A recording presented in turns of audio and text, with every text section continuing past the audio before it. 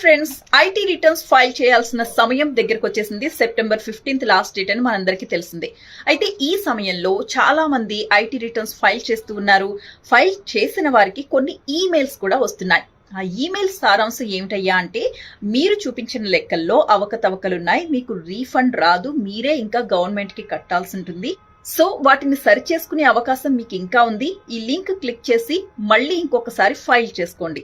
ఇది ఆ మెయిల్ యొక్క సారాంశం. అయితే ఇది ఫేక్ మెయిల్ అని హెచ్చరిస్తోంది ఆదాయపు పన్ను శాఖ. ఈ మెయిల్ ఐడికి సంబంధించిన డీటెయిల్స్ కూడా ఇస్తోంది. Do not reply at incometaxindiafiling.gov.in.